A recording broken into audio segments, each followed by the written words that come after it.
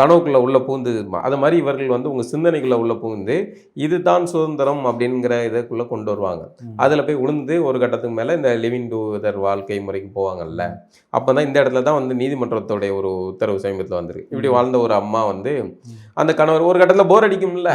இப்போ குடும்ப அமைப்பு முறையில் என்னன்னா, கணவன் மனைவி திருமணம் முடிஞ்ச உடனே முதல் வேலையாக குழந்தை பெற்றுக்கிடுவாங்க ஒரு ஆண்டுக்குள்ள.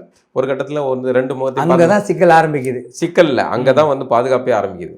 அப்போ 2 பேரும் குழந்தை இதாகும் போது பரஸ்பரம் ஒரு கட்டத்தில் எவ்வளவு பெரிய ஆத்மார்த்தமான தம்பதிகளா இருந்தாலும் ஒரு மனச்சுணக்கம் வரத்தான் செய்யும். அவன் இப்படி பண்ணான், இவன் இப்படி பண்ணான், நமக்கு பிடித்தமான மாதிரி இல்லை அப்படிங்கிற மாதிரி எல்லாம் வரும்.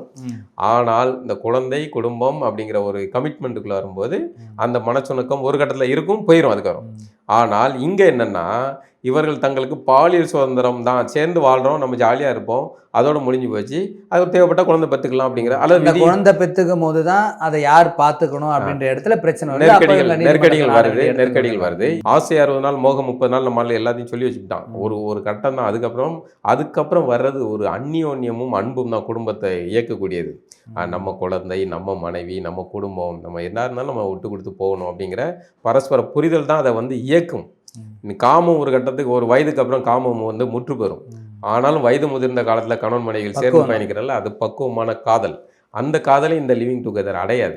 இது வந்து ஒரு கட்டத்தில் வந்து முடிஞ்ச பிறகு அவன் வேறொரு பூவை நோக்கி பறப்பான். அப்போ இங்கே சிக்கல் வரும். ஏன்னா நீங்கள் இந்த பரஸ்பர ஒப்பந்தத்தில் தான் நீங்கள் போகிறீங்க. நான் உன்னை கேட்க மாட்டேன், நீ என்னை கேட்க மாட்டேன் அப்படின்ட்டு. ஆனால் பெண் மனது என்ன ஆகும்னா, குழந்தை பிறந்த பிறகு அவனை தனக்கான ஆளாக முடிவு பண்ணுறதுக்கு நிர்பந்தம் செய்யும். அவன் வந்து இல்லை எனக்கு இந்த வாழ்க்கை முறை செட் ஆகாதுன்னு அவன் பார்த்துப்பான். இல்லை அந்த பையன் வந்து இந்த பொண்ணை இல்லை நீ என்னுடைய இதாகவே இருக்கணும்னு நினைப்பேன், நீ வேற எங்கேயும் போகக்கூடாதுன்னு நினைக்கும் போது அங்கே ஒரு முரண்பாடு சிக்கல் வரத்தான் செய்யும். அப்போ இதுக்கு நடுவில் மாட்டிக்கிட்டு இருக்கிறது இந்த குழந்தை. பிறந்துட்டா அந்த குழந்தை யார் பார்க்கறது, யாருடைய பொறுப்பு என்ன? இது சட்ட அங்கீகாரம் எதுவும் கிடையாது.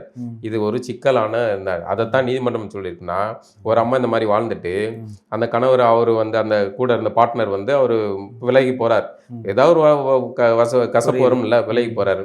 உடனே அந்த பையன் மேல வந்து பாலியல் வன்கொடுமை வழக்கு போடுறாங்க. இப்போ அதுக்கு என்ன வழக்கு போட முடியும்? இல்லை அதுக்கு எதுக்கு வழக்குங்கிற இப்ப அந்த குழந்தைல யார்கிட்ட கொடுத்துட்டு போற இல்ல குழந்தைய அதுதான் நீங்க இதெல்லாம் வந்து உங்களுக்குள்ள புரிதல் வேணும்ல. எல்லாம் மாறி மாறி பார்த்துக்கிடும். 6 மாசம் நீ பாரு, 6 மாசம் இந்த சீரழிவே வேணாங்கிறத தான் இந்த குடும்ப முறையோட பாதுகாப்பு சொல்றோம்.